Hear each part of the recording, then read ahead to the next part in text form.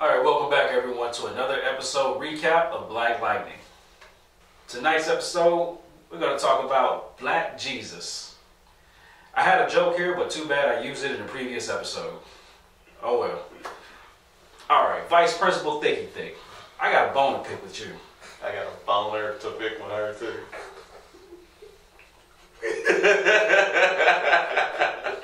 So she left a little, drugs for the police, the crooked police, the plant on Jefferson at the school.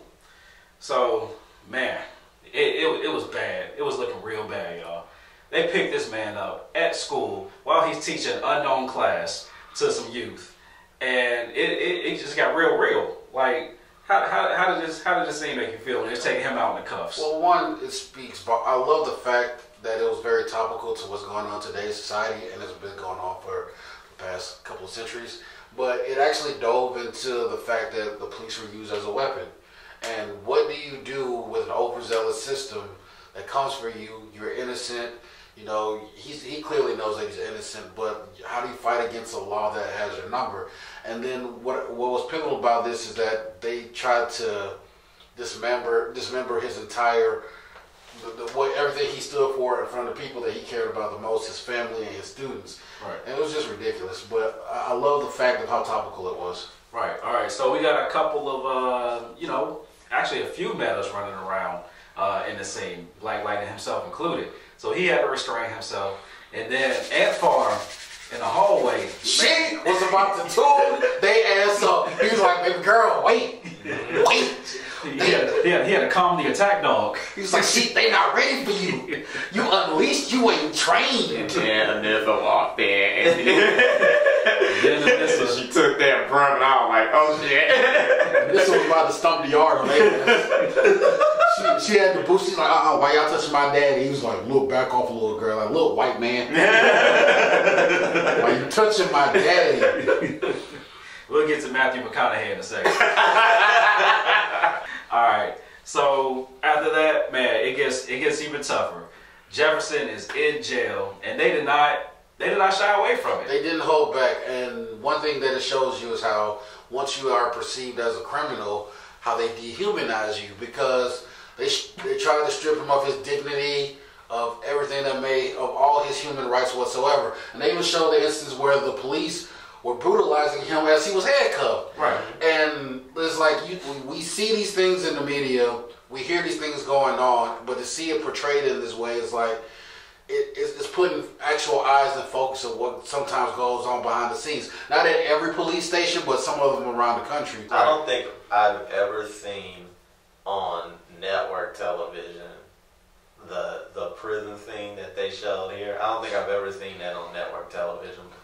But that, maybe on like HBO or something, but never on like a ABC or a Fox or anything like that. The fact that they were able to go there and they weren't afraid to go there, and it was another instance that they showed.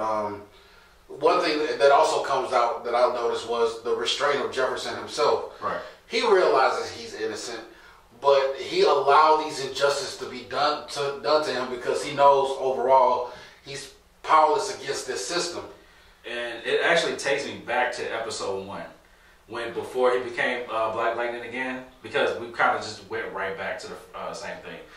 Police harassment, him restraining himself. So one last thing I want to say about this real quick. So we see that Jefferson is in jail. The community is shocked. They're reacting to it as well. Oh my God. But it goes back to the title though. You guys were saying like he could get out at any moment. He's a pillar of his community. They turned him into Jesus.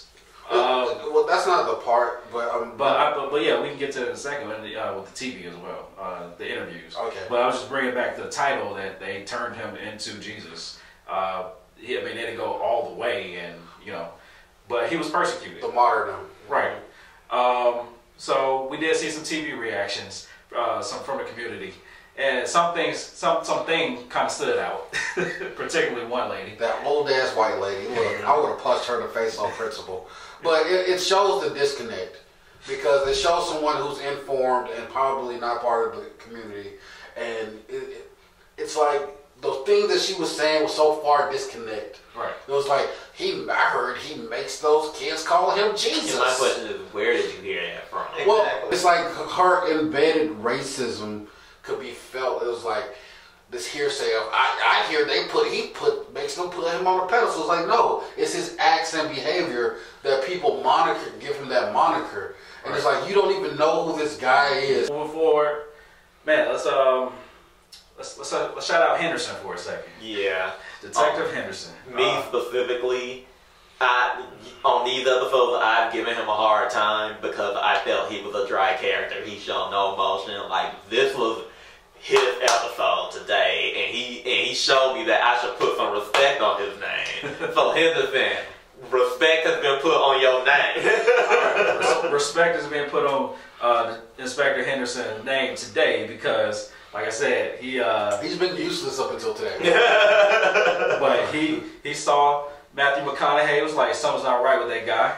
I've been thinking about this for a second. Definitely something's not right with Mr. Potato Head. Mm-hmm. And funny that you call him Matthew McConaughey. He looked like a Benjamin Bratt. Actually, he looked more like a Nick Cage with long hair. Yeah, I can see where you're going with that. You're kind of Nick Cage. Guess what I found in the back of the car? It's just like green light. But this brings up so many things. This one interaction with Henderson. Henderson, and I'm glad he finally stepped up and actually provided something to the story. Otherwise, they could just took him out. But at this point, like I said before, they're in Gotham. Like, this is lawlessness. All up to the point where they went to go arrest Jefferson. There was how many police there? A lot. A lot, and it was all of them were corrupt to the point where he was peaceful, he wasn't resisting, and they still brandished their weapons. Again, very topical. And I was like, this police department is so far gone that Henderson's days are numbered. Yeah. Mm-hmm. So right now, Henderson is kind of on top. He's the man that everyone's eyes are on. And that's kind of unfortunate right now because we know that the ASA actually runs the police. So even as the old white man from town was being carted away, he was like, you don't know how deep this goes. Right. And Henderson may count this as a win, but this is just a battle. The war is still going on. Right, right. So I got a question about that.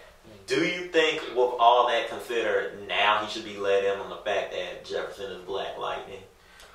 Well, with there being 2 more episodes, if he makes it past the last one, I think he should know. And I'm glad that you brought that up too, because when they were in the cell and Jefferson was talking to him, Jefferson was like, nope, there's nothing for me to tell you. I was like, has Henderson really earned that?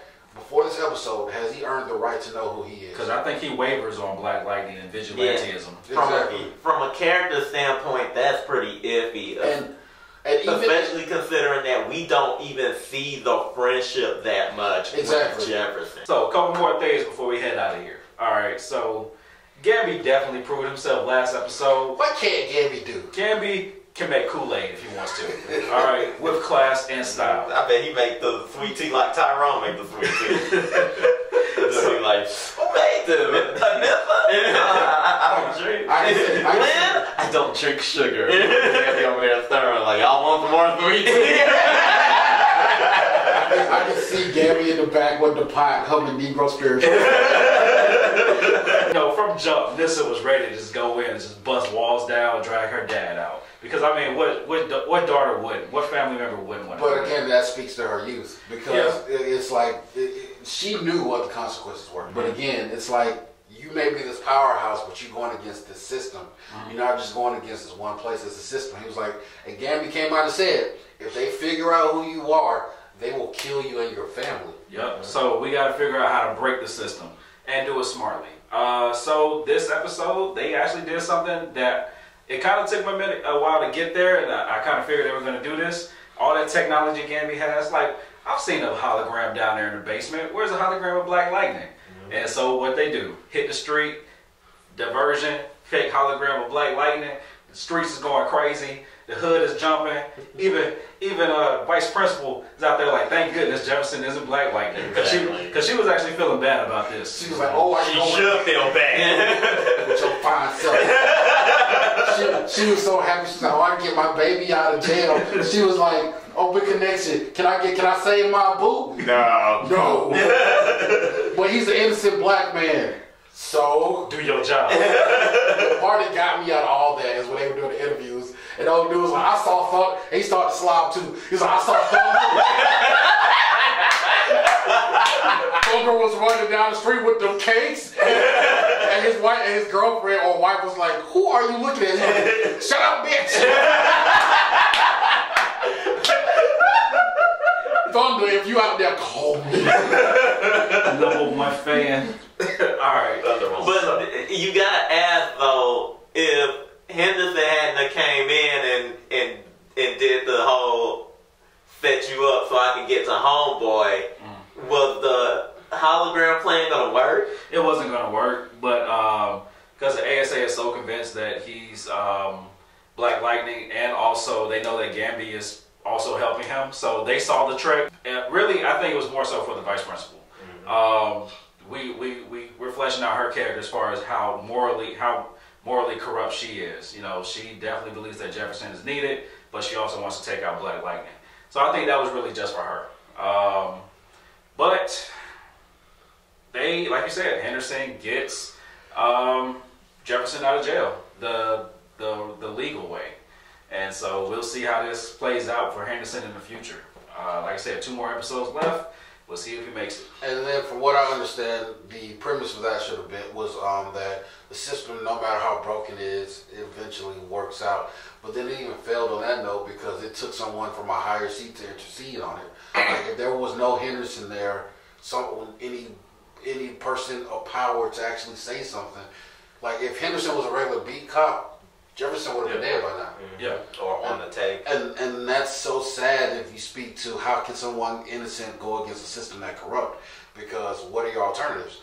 And basically what they're showing is you need those allies, and those good cops do have to stop the bad cops. exactly. So, you know, instead of just staying silent and do nothing, stand up and do something. One last thing to touch on.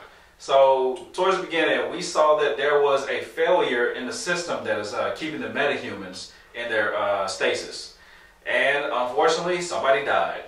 So there's some trouble with the metahumans right now. They're going to slowly be dying off, so they need to be saved. Probably them being moved from their facility is what's causing this. So we'll probably see how this plays out over the next couple episodes. Maybe this is going to cut down on some of the metahumans in the general population, so we don't have to worry about like too many characters popping up with powers. Probably. There was a list of metahumans on an iPad.